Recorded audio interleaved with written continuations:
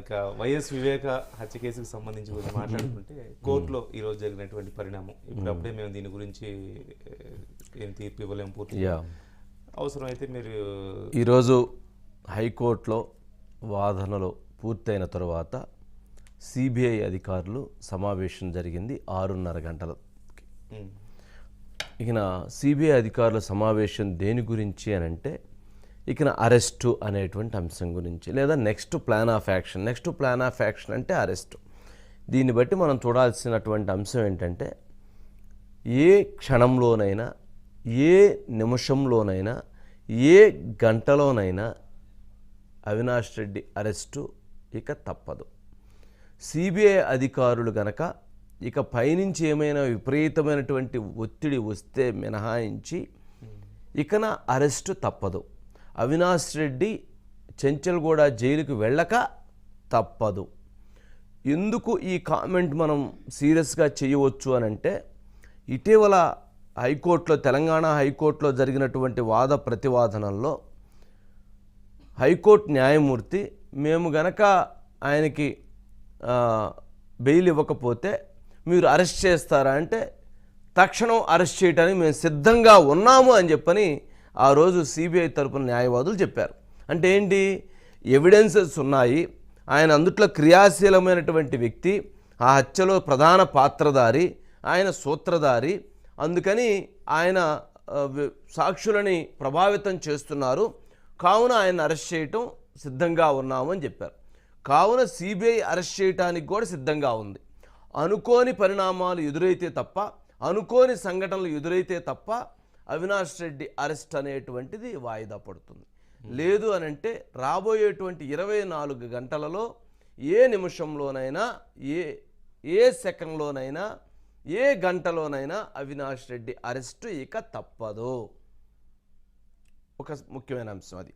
Next, ఈరోజు జరిగినటువంటి అంశంలో సుప్రీంకోర్టు తీర్పు ఇచ్చిన తరువాత, సుప్రీంకోర్టు గతంలో హైకోర్టు ఇచ్చినటువంటి తాత్కాలిక బెయిల్ అంటామా, లేదా విచారణ పద్ధతుల్ని ఈ రకంగా అవలంబించండి అని చెప్పని తెలంగాణ హైకోర్టు ఇచ్చినటువంటి ఆర్డర్స్ని కొట్టివేసిన తర్వాత సుప్రీం ధర్మాసనం 25వ తారీఖు వచ్చినటువంటి వాయిదాని, బెయిల్ వాయిదాని 26వ తారీఖు పోస్ట్ పోన్ చేశారు. 26వ తారీఖు వాయిదాలు అయిన తర్వాత 27కు పోస్ట్ చేశారు. 27 కొంత డిస్కషన్ జరిగిన తర్వాత 28కి పోస్ట్ చేశారు. ఈరోజు ఏమన్నారు అంటే తెలంగాణ హైకోర్టు న్యాయమూర్తి, ఈ కేసు సమ్మర్ వెకేషన్ హాలిడేస్ వచ్చినాయి, కావున ఇప్పటికిప్పుడు ఈ కేసులో ఈరోజు నేను ఆర్డర్స్ ఇవ్వలేను, కావున జూన్ 5వ తారీఖుకి ఈ కేసును పోస్ట్ పోన్ చేస్తున్నా అన్నారు. మరి 4 రోజులు డిలే అయింది కదా, కనీసం 2 వారాలైనా అవినాష్ రెడ్డిని అరెస్ట్ చేయకుండా సమయం కేటాయించాలని అడిగారు. అందుకు ఆయన లేదు, నేను దీంట్లో ఇంటర్ఫీర్ గాను, మీరు కావాలంటే తెలంగాణ హైకోర్టు ప్రధాన న్యాయమూర్తి గారిని సంప్రదించమన్నారు. అందుకని వెంటనే ఎవరైతే అవినాష్ రెడ్డి తరపు న్యాయవాదులు తెలంగాణ హైకోర్టు ప్రధాన న్యాయమూర్తి దగ్గరికి వెళ్ళి మరలా అక్కడ పిటిషన్ మూవ్ చేసి మాకు 2 వారాలు అరెస్ట్ చేయకుండా అవినాష్ రెడ్డిని ముందస్తు బెయిల్ ఇవ్వండి, సిబిఐని ఆదేశించండి అన్నారు.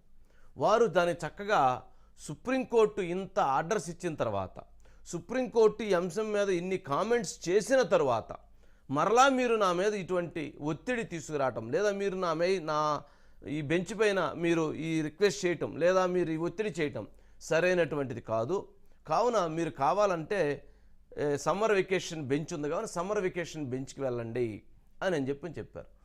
వారు దాంతో ఇప్పుడు ఏమి చేయాలో అర్థం కాక వారి అడుగులు సుప్రీంకోర్టు వైపు వెళ్తున్నాయి. సుప్రీంకోర్టులో ఈరోజు లేదా రేపు స్పెషల్ పిటిషన్ని, అంటే బెయిల్ పిటిషన్ని, ముందస్తుగా బెయిల్ పిటిషన్ని అక్కడ మూవ్ చేయడానికి కూడా అవినాష్ రెడ్డి తరపు న్యాయవాదులు సిద్ధమయ్యారు.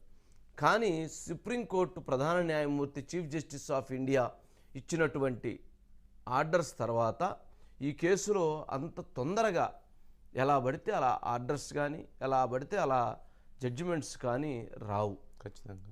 ఎందుకంటే ఈ కేసు యొక్క ఇంటెన్షన్ని, ఈ కేసులో జరుగుతున్నటువంటి పరిణామాలని, ఈ కేసులో జరుగుతున్నటువంటి అంశాల విషయంలో వారికి ఒక క్లారిటీ ఉంది అనేటువంటి అంశం. సుప్రీంకోర్టు ఇక వ్యాఖ్యలను ఖచ్చితంగా వాళ్ళు కన్సిడర్ చేస్తారు. ఇక ఇప్పుడు అవినాష్ రెడ్డి గారి అరెస్టు ఇక తప్పదు.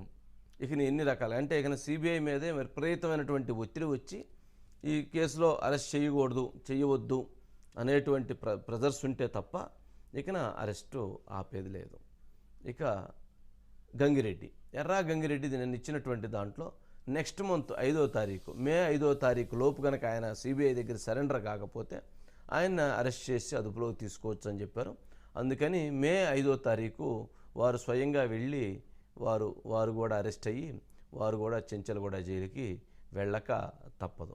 ఇప్పటికే చెంచలగూడ జైల్లో సునీల్ యాదవ్, అట్లాగే ఉమాశంకర్ రెడ్డి, అట్లాగే శివశంకర్ రెడ్డి, అట్లాగే భాస్కర్ రెడ్డి, రేపో మాపో అవినాష్ రెడ్డి, 5వ తారీఖు గంగిరెడ్డి, ఇలా అందరూ కూడా ఇక చెంచలగూడ జైలుకి వెళ్ళిన తర్వాత 2 నెలలు ఈ కేసు ఇన్వెస్టిగేషన్ టైం 2 months ఇచ్చారు. కావున ఈ 2 నెలల్లో కూడా బెయిల్ ఇవ్వటం అన్నటువంటిది విచారణ జరుగుతున్నటువంటి సందర్భంలో బెయిల్ ఇవ్వటం అనేటువంటిది కూడా కష్టసాధ్యమైనటువంటి విషయం. అందుకని వీళ్ళందరూ కూడా 2 నెలల పాటు జైల్లో ఉండాల్సినటువంటి పరిస్థితి ఏర్పడవచ్చు. ఈ అంశానికి సంబంధించి అజిత్ గారు ఉన్నట్లున్నారు కదా. అజిత్ గారు. వంశీ గారు, గుడ్ ఈవినింగ్. గుడ్ ఈవినింగ్ అండి. అనుకోకుండా వచ్చినటువంటి వేసవి సెలవులు, దీంతో కేసులు అనేక మలుపులు, చివరికి ధర్మాసనం మాత్రం సిబిఐని మీ పని మీరు చేసేసుకోండి అని చెప్పేశారు. ఇక ఏంటి అజిత్ గారికి నెక్స్ట్ జరగబోయేటువంటి ప్రక్రియ ఏంటి? నెక్స్ట్ ఏం జరగబోతుంది? అవినాష్ రెడ్డి అరెస్టు అయిన తర్వాత మళ్ళీ బెయిల్స్, తర్వాత ఫర్దర్ ఇన్వెస్టిగేషన్, ఫర్దర్గా దీంట్లో ఇంకెవరి మీద అయితే అనుమానాలు ఉన్నాయో, ఎవరి మీద అయితే ఈ అంశాలు ఆధారాలు ఉన్నాయో వారిని మళ్ళీ నోటీసులు ఇచ్చేటువంటి పరిస్థితి, తర్వాత ఆ ఇన్వెస్టిగేషన్ ఏంటి, ఏం జరగబోతుంది అనుకోవాలి ఈ కేసులో? ఈరోజు ఇచ్చిన దాని ప్రకారం అయితే మన అందరం కూడా చూసాము. ఇది ఇప్పటికిప్పుడు విచారించి తేల్చే అంశం కాదు యాంటిసిపేటరీ బెయిల్ అనేది. జూన్ 5న వాయిదా వేస్తున్నామని చెప్పడము లేదు, 2 వారాలన్నా సమయం ఇవ్వండి అని అంటే అటు సీజే దగ్గరికి వెళ్ళండి, సీజే బెంచ్కి కన్వర్ట్ చేయడము, అసలు ఆగమేఘాల మీద పరిగెత్తుకుంటా వంశీ గారు. నిజంగా అంటే ఒక రకంగా సినిమాలో గనక క్లైమాక్స్లో జరుగుతుంటుంది చూడండి, అటు ఇటు పరిగెత్తుతా లాస్ట్ 1 minute మనం ఏదో కొన్ని సినిమాల్లో కూడా చూసాం. అంటే వచ్చేప్పుడు మధ్యలో ఇకేదో అలా ఆ సీజే బెంచ్కి వెళ్ళినప్పుడు సీజే కూడా అడ్మిట్ చేసుకున్నారు వంశీ గారు. చేసుకొని ఇది ఇప్పటికిప్పుడు నేను ఇందులో అసలు జోక్యం చేసుకోలేము అని చెప్పి అవసరమైతే వెకేషన్ కోర్టుకి వేసుకోమన్నారు వంశీ గారు. వెకేషన్ కోర్టు అంటే రేపు శని ఆదివారాలు అయితే సోమవారం నుంచి కూడా వెకేషన్ కోర్టులో వేసుకోమన్నారు. అయితే ఇక్కడ చిన్న ఇదేంటంటే హైకోర్టే, తెలంగాణ హైకోర్టే ఇది ఇప్పటికిప్పుడు విచారించే అంశం కాదు, దీని మీద డీటెయిల్డ్ విచారణ జరగాలి కాబట్టి జూన్ 5కి వేస్తున్నాం అని అన్నప్పుడు వెకేషన్ కోర్టు ఏదైనా అప్పటికప్పుడు విచారించే అంశాలని తీసుకుంటారు వంశీ గారు బెంచ్ మీదకి. కాబట్టి ఇది ఇంత సుదీర్ఘ విచారణకి అవసరమైన అవినాష్ రెడ్డి గారి ముందస్తు బెయిల్ పిటిషన్ని వెకేషన్ కోర్టు అడ్మిట్ చేసుకుంటుందా అనేది కూడా ఇక్కడ ఒక అంశం. అయితే ఆ వెకేషన్ కోర్టుకి వెళ్లే వరకు కూడా 48 గంటల సమయం ఉంది వంశీ గారు. ఇప్పటికే సిబిఐకి సంబంధించిన న్యాయవాదులు పదే మాకు అరెస్ట్కి అనుమతి ఇవ్వండి అని అంటూ ఇక్కడి నుంచి తెలంగాణ హైకోర్టు నుంచి సుప్రీంకోర్టు వరకు, అక్కడి నుంచి ఇక్కడి వరకు వాళ్ళు ఏ కేసు విషయంలో కూడా ఇన్నిసార్లు న్యాయస్థానాల గడప తొక్కి ఉండరు. ఇన్నిసార్లు అడుగుతోన్న సిబిఐ అధికారులకు ఇక స్వేచ్ఛగా అవినాష్ రెడ్డి గారిని కస్టడీలోకి తీసుకొని, అంటే వాళ్ళు అనుకుంటే కస్టడీలోకి వాళ్ళకి ఇక ఏమి ఆటంకాలు లేవు వంశీ గారు. వాళ్ళు కస్టడీలోకి తీసుకోవాలనుకుంటే తీసుకోవచ్చు, తీసుకొని విచారించవచ్చు, లేదంటే ఇక ఆ నెక్స్ట్ అవినాష్ రెడ్డి గారి విచారణ తర్వాత ఆ నెక్స్ట్ ఇంకేదన్నా ఉంటే ఆ స్టెప్కి వెళ్ళొచ్చు. మొత్తం మీద గతంలో సుప్రీంకోర్టు ఏదైతే చెప్పిందో, ముఖ్యంగా గౌరవ చీఫ్ జస్టిస్ సుప్రీంకోర్టు ప్రధానంగా అత్యున్నత దర్యాప్తు సంస్థల విచారణకి ఆటంకాలు న్యాయస్థానాల ద్వారా కలగకూడదు అని ఏదైతే చెప్పిందో అలాంటి పరిస్థితి ఈరోజు అత్యున్నత దర్యాప్తు సంస్థ అయిన సిబిఐ ముందు ఉంది. కాబట్టి మొత్తం కూడా ఇక సిబిఐ అధికారులు ఏం చేస్తారని అనేదే ఇక్కడ వంశీ గారు. దానికి నిన్న మొన్న అందుకే అవినాష్ రెడ్డి గారు చాలా వీడియోస్, అంటే తాను ప్రజా కోర్టులో సరే న్యాయస్థానాల్లో అయిపోయింది, సిబిఐ ఏం చేస్తుందో మొత్తానికి అందరూ కలిసి కూడా ఒక పార్లమెంటు సభ్యుడి స్థాయిలో ఉన్న వ్యక్తిని ఇన్ని ఇబ్బందులు పెడుతున్న నేపథ్యంలో అసలు విషయం ప్రజలకైతే వివరించే ప్రయత్నం చేశారు. ఎందుకంటే ఇన్నాళ్ళు ఎప్పుడు కూడా అవినాష్ రెడ్డి గారు ముందుకొచ్చి వీడియోల ద్వారా వివరించలేదు కదా వంశీ గారు. అది కూడా అది వీడియోలు చెప్పి ఎక్కువ ఆయన దాంట్లో ఎక్కువ ఇరుక్కుపోయాడు. చెప్పాల్సింది ఇంకేదో చెప్పాలనుకొని ఏదో ఇరుక్కుపోయిన పరిస్థితి అయిపోయింది. సరే ఐస్ గారు, అంటే నెక్స్ట్ అయితే వంశీ గారు అంటే అవినాష్ రెడ్డి గారు ఈ మధ్య కాలంలో అసలు ఫస్ట్ నుంచి కూడా న్యాయస్థానంలో తెలంగాణ హైకోర్టులో ఒకటి తాను చెప్పినట్లుగా కాకుండా సిబిఐ తనతోటి వాళ్లే చెప్పి వాళ్లే ఒక పథకం ప్రకారము లేదా ప్రతిపక్షం చెప్పిన దాని ప్రకారము ఇంకొకటో చెప్పి వాంగ్మూలం రాసుకున్నారు అని చెప్తూ నాకు అది ఇప్పించండి వెనక్కి అని చెప్పి హైకోర్టుకి వెళ్ళారు కదా వంశీ గారు. అలాంటి ఆ రోజు ఏమైతే అవినాష్ రెడ్డి గారు చెప్పారో ఇక ఆ దిశలో విచారణ జరుగుతుంది అని అనేది ఇప్పుడు అందరూ కూడా అనుకుంటున్నారు వంశీ గారు. ఇక నా దిశలో జరగవచ్చు. ఎందుకనంటే సిబిఐ ఇప్పటి వరకు చేసిన ఇన్వెస్టిగేషన్లో దీంట్లో పొలిటికల్ లార్జ్ కాన్స్పిరసీ ఉంది అనేటువంటి అభిప్రాయాలు వ్యక్తం చేస్తున్న నేపథ్యంలో ఇక నెక్స్ట్ లెవెల్ ఇన్వెస్టిగేషన్కి ఇక అడుగులు పడేటువంటి అవకాశం ఉండొచ్చు. కానీ ఇప్పటి వరకు సిబిఐ అంటే ఆయన అరెస్ట్ చేస్తే మాత్రం కస్టడీ పిటిషన్ వేసి మరలా అతను 10 రోజులు కస్టడీకి తీసుకొని లేదా 1 వీక్ కస్టడీకి తీసుకొని విచారణ ప్రక్రియ కూడా చేపట్టవచ్చు. తర్వాత ఇక స్టెప్ బై స్టెప్ ఇక్కడ ఇంకొకటి కూడా ఉంది వంశీ గారు. సరే, ఒకటి అవినాష్ రెడ్డి గారి విచారణ రేపు సిబిఐ తన దర్యాప్తు పూర్తి చేసిన తర్వాత ట్రయల్ కోర్టు లేదంటే హైకోర్టు లేదంటే సుప్రీంకోర్టు వరకు కూడా వెళ్లే ఇది ఉంది. ఇది సుదీర్ఘకాలం కొనసాగే ప్రక్రియ. సిబిఐ దర్యాప్తుకైతే డెడ్ లైన్ ఉంది, కానీ ఆ తర్వాత న్యాయస్థానాల్లో వీళ్ళు వెళ్ళి ఎవరైతే రేపు నిందితులుగా ఆరోపించబడతారో నిర్ధారించబడతారో సిబిఐ తోటి వాళ్ళందరూ కూడా కోర్టులకు వెళ్తారు. ఈ నేపథ్యంలో ఇక్కడ ఇప్పటికే అవినాష్ రెడ్డి వర్గం కానీ అవినాష్ రెడ్డి మద్దతుదారులు కానీ లేదా అధికార పార్టీకి సంబంధించి గూగుల్ టేక్అవుట్ అనేది న్యాయస్థానాలు పరిగణించవు అని చెప్పేస్తున్నారు వంశీ గారు. అందులో ఇంకొకటి కూడా ఏంటంటే గూగుల్ టేక్అవుట్ కి సంబంధించి ఇటు అవినాష్ రెడ్డి గారింటికి వివేకానంద రెడ్డి గారింటికి మధ్యలో 500 మీటర్ల వ్యత్యాసం ఉంది. ఆ మధ్యలో 200 అటు 200 నుంచి ఇటు 200 నుంచి గూగుల్ టేక్అవుట్ ఎటైనా తీసుకుంటది. మధ్యలో ఆ 250 ఈ 250 మధ్యలో కూర్చొని సాయంత్రం నుంచి మందు తాగారంట వంశీ గారు. దస్తగిరే చెప్పారంట ఆ విషయము. ఆ రాత్రికి వెళ్ళి వాళ్ళు హత్య చేశారు. మళ్ళీ ఆ మందు తాగడం అంటే ఆ మందు తాగే దగ్గర కూర్చున్నా కానీ భాస్కర్ రెడ్డి గారింటికి ఇక్కడికి 250 మీటర్లు మాత్రమే ఉంది కాబట్టి ఎవరింట్లోనైనా ఉన్నట్లు వస్తుంది. కాబట్టి ఈ గూగుల్ టేక్అవుట్ విషయంలోనే ఇది న్యాయస్థానాల్లో వీగిపోతుంది అనే ఒక భావన అయితే ఇటు మరి శివశంకర్ రెడ్డి గారు ఎర్రాగంగిరెడ్డి గారికి 40 కోట్ల రూపాయలు డీలెట్లు ఇచ్చారు. మరి దస్తగిరికి సునీల్ యాదవ్కి కోటి రూపాయలు డబ్బులు ఎలా ఇచ్చారు? మరి 50 లక్షల రూపాయలు 46,80,000 రూపాయలు బ్యాంక్ అకౌంట్లు ఎలా సీజ్ అయినాయి? మరి ఇవన్నీ కూడా అంశాలు మరి చెప్పాలి కదా గారు, ఎవరు తెచ్చారు? మరి అంటే 4 కోట్ల కోసం 40 కోట్లు ఇచ్చి హత్య చేశారు వంశీ గారు. అది అంటే మనీ కోసం అది వాళ్ళు చెప్పే కథ ప్రకారంగా మనం చెప్పాం కదా. ఇది అంటే సరే ఈ కోణంలో ఏదైనా చెప్పొచ్చు, ఏదైనా మాట్లాడటానికి ఉంటుంది. కానీ సిబిఐ దగ్గర చాలా బలమైనటువంటి కీలకమైనటువంటి ఆధారాలు ఉన్నాయి. సునీల్ యాదవ్ అప్రూవర్ గా మారాడు. సునీల్ యాదవ్ స్టేట్మెంట్ కూడా ఇచ్చాడు.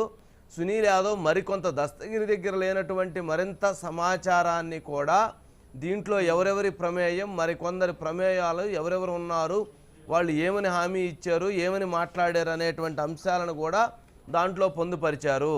అందుకనే నిన్న అవినాష్ రెడ్డి గారు మాట్లాడుతూ దస్తగిరి, సునీల్ యాదవ్ అనేటువంటి వాళ్ళు ఇచ్చిన స్టేట్మెంట్స్ని ఎలా కన్సిడరేషన్ చేస్తారు అని అంటున్నారు. మరి ఎవరో కూడా నాకు తెలియదు అని చెప్పేసి ఏదో ఈ మధ్య టీవీలో చూసి తెలుసుకున్నాను అన్నారు. ఇప్పుడు అలాగే గనక ఇప్పుడు సునీల్ యాదవ్, దస్తగిరి, రేపు ఎర్రాగంగిరెడ్డి కూడా నాకు తెలవదు, శివశంకర్ రెడ్డి కూడా మాకు తెలవదు అని అంటే ఇప్పుడు వీళ్ళందరూ గనక అప్రూవర్గా మారిపోయి వీళ్ళందరూ గనక వాళ్ళు తెలవదన్నారు కాబట్టి మాకేం తెలవదు, ఇదిగో వాళ్ళందరూ ఇట్లా చేశారని చెప్పిన అందరూ ఒక లైన్ మీద చెప్తా పోతే చివరికి ఏమైంది దస్తి గారు, ఎక్కడి నుంచి ఎక్కడి దాకా వెళ్ళిద్ది అంటే మనం A1, A2, A3, A4 కలిసిపోతారు అంటారు. A1, A2, A3, A4, A5 అందరూ ఒకటైపోతారు. A6, A7, A8, A9 ఎవరో వాళ్ళు మళ్ళీ వాళ్ళ లిస్ట్ రావాల్సి వచ్చింది కదా. అంటే ఇక్కడ దస్తగిరి సంబంధం లేదంటున్నారు, సునీల్ యాదవ్ తోటి సంబంధం లేదంటున్నారు, రేపు ఎర్రాగంగిరెడ్డితో సంబంధం లేదంటారు, తర్వాత ఉదయ్ కుమార్ రెడ్డితోటో లేకపోతే శివశంకర్ రెడ్డితో సంబంధం లేదని అంటే మరి వీళ్ళందరూ ఏమవుతారు? ఎవరి మీద అయితే దీంట్లో బలమైన ఆధారం వస్తుంది వాళ్ళతో మాకు సంబంధం లేదనేస్తే ఎట్లా? ఇదంతా కూడా ఒక గేమ్లో జరుగుతున్నటువంటి అంశం మరి చూడాలి మరి అజిత్ గారు మరి ఇక్కడ రేపు ఏం జరిగిందో మరి. న్యాయస్థానాల్లో కూడా ఒకవేళ సిబిఐ దర్యాప్తు పూర్తయి అవినాష్ రెడ్డి గారిని కానీ వీళ్ళందరి ప్రమేయం ఉంది అని చెప్పి ప్లానింగ్ లోనో దేంట్లోనో వీళ్ళ ప్రమేయం ఉంది సాక్ష్యాల తారుమారులోనో అని తేల్చినప్పటికీ కూడా ఈ అంశాల మీద వాళ్ళు మళ్ళీ న్యాయస్థానాలను ఆశ్రయించే అవకాశం ఉంది. Right Ajith garu, right. మధు ఉన్నట్టున్నాడు next. Thank you Ajith garu. ఇక 1 minute లో యా, అంటే ఇప్పుడు మనం చెప్పాం కదా ఎర్రగంగిరెడ్డి ఇష్యూలో కూడా ఎర్రగంగిరెడ్డిది కూడా ఇప్పుడు వాళ్ళకి అపోజ్ చేయటం మొదలు పెడతారు. కానీ ఇప్పుడు వీళ్ళందరూ చెంచలగూడ జైలు అందరూ ఒక దగ్గర ఉంటే కూడా మళ్ళీ ప్రమాదమే, అంతే కదా. మళ్ళీ స్కెచ్ మళ్ళీ అక్కడ కూర్చొని స్కెచ్ చేయటం మొదలు పెడితే మళ్ళీ అదొక ప్రమాదం. అందుకని విడివిడిగా ఉంచితే చాలా మంచిది. చర్లపల్లి కొంతమంది, చెంచలగూడ కొంతమంది, రాజమండ్రి కొంతమంది, లేదంటే తేహారు కొంతమంది, లేదంటే ఇంకేదైనా ఉంటే ఇంకోటి ఉంటే అట్లాంటివి ఏమైనా ఉంటే బెటర్. ఎందుకనంటే అందరూ కూడా ఇందులో అప్రూవర్గా మారినటువంటి వాళ్ళు లేదా ఇంకెవరైనా సాక్ష్యాలు చెప్పాల్సినటువంటి వాళ్ళు వీళ్ళందరి మీద ఈ ఇన్వెస్టిగేషన్ పైన ప్రభావం పడిద్ది. వీళ్ళందరూ ఒక దగ్గర ఉన్నప్పుడు వీళ్ళు ఏం చేస్తారంటే సరే ఇప్పుడు వరకు జరిగింది కాబట్టి మరలా మనం అందరం ఆలోచన పథక రచన మారుద్దాము, మన పథక రచన మళ్ళీ దీన్ని ఇట్లా తీసుకెళ్దామని చెప్పని కూడా ఆలోచించవచ్చు. అంటే ఏ అంశాన్ని ఏ రకంగా అయినా వాళ్ళు టర్న్ చేసుకునేటువంటి అవకాశాలు ఉంటాయి. అందుకని జైల్లో ఉన్నప్పుడు ఎందుకంటే మనం జైల్లో చూస్తుంటాం లోపల ఏదైనా జరిగిద్ది, ఏదైనా లోపల ములాఖతులు జరుగుతుంటాయి. బయట నుంచి ఏం కావాలంటే లోపలికి వెళ్తుంటాయి, లోపల ఏం జరగాలంటే అది జరిగిద్ది అనమాట. జైలుకు ఉన్నటువంటి ఫ్లెక్సిబిలిటీ అది. డబ్బు ఉండాలి కానీ అక్కడ బాగా సౌలభ్యాలు సౌకర్యాలు చాలా లభిస్తాయనేటువంటి అభిప్రాయం. వివిఐపి ట్రీట్మెంట్స్ ఉంటుంది. మనం చూసాం కదా గతంలో కూడా. లోపల నుంచే ఫోన్లు మాట్లాడుతుంటారు, లోపల నుంచే అన్ని జరుగుతూ ఉంటాయి, లోపల నుంచే ఇది చేస్తుంటారు. రేత్రిపూట బయటికి వెళ్ళదని మళ్ళీ ఉదయాన్నే లోపలికి వస్తుంటారు. ఇట్లాంటి చాలా ఉన్న సందర్భాలు, చాలా అంశాలు కూడా శశికళ ఇవన్నీ ఉన్నటువంటి పరిస్థితులు ఉన్నాయి. సరే మధు ఉన్నాడా? మధు